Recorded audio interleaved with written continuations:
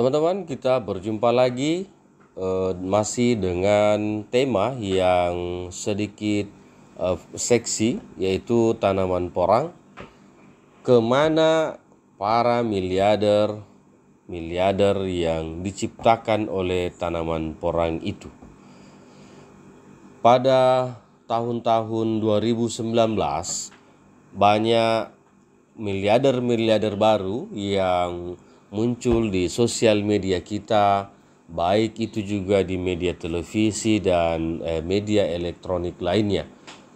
Kita dihebohkan oleh bermunculannya para miliarder baru yang semuanya didapatkan dari tanaman porang.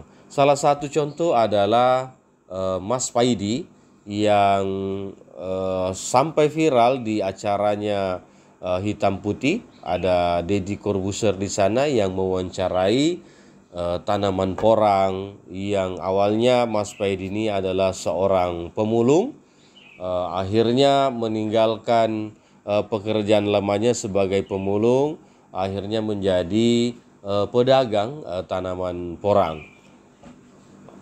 Kisah sukses yang ditorehkan oleh Mas Paidi ini menjadi inspirasi banyak teman-teman di daerah ataupun di provinsi di luar dari Jawa Timur, karena kisah hidup yang tidak begitu bagus di awalnya, tetapi karena adanya porang ini merubah kehidupannya 100%, bahkan 1000%, dan hari ini masih dikategorikan sebagai miliarder porang di Jawa Timur.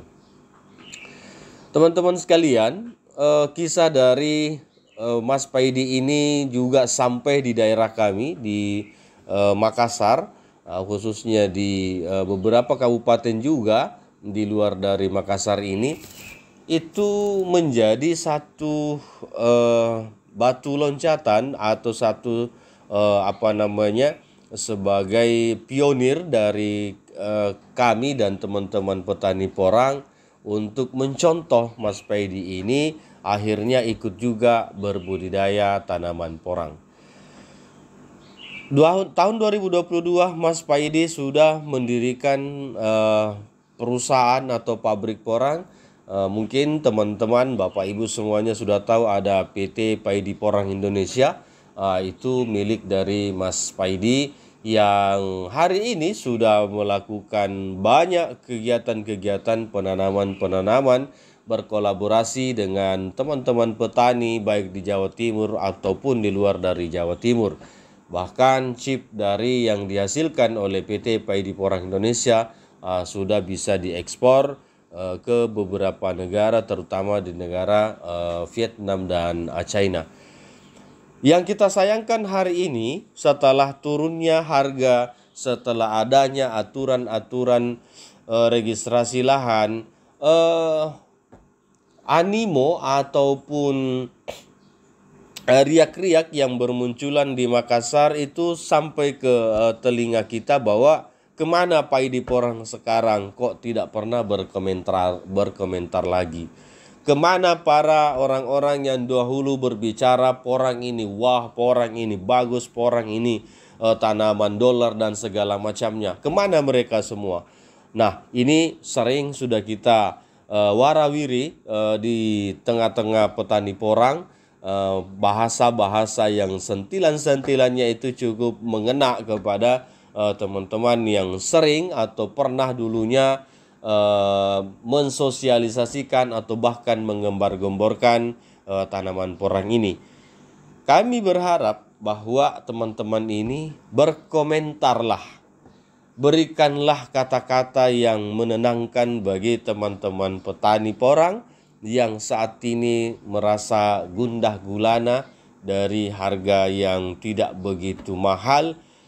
Mungkin dengan kata-kata yang Anda sampaikan itu bisa menenangkan hati mereka, bisa mengobati pengharapan-pengharapan tinggi mereka agar bisa lebih bersabar.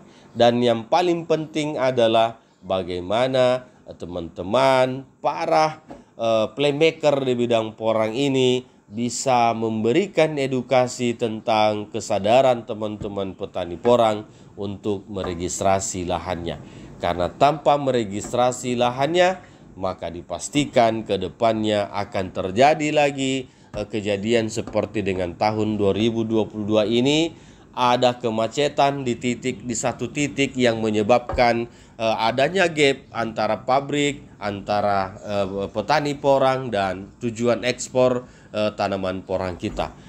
Begitu kira-kira teman-teman, kita akan mereview banyak hal lagi tentang tanaman-tanaman porang, tanaman yang lainnya seperti misalnya tanaman cengkeh, tanaman kopi, tanaman jahe, dan apapun jenis tanaman, insya Allah kita akan buka diskusinya agar mendapatkan pencerahan dari orang-orang yang lebih berkompeten.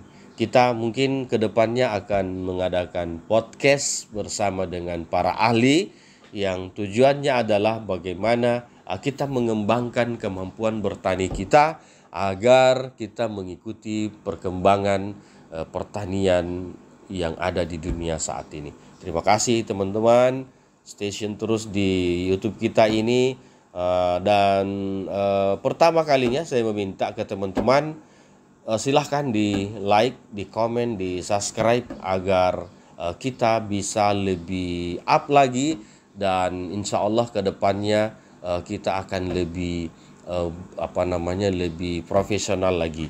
Begitu, salam dari Makassar.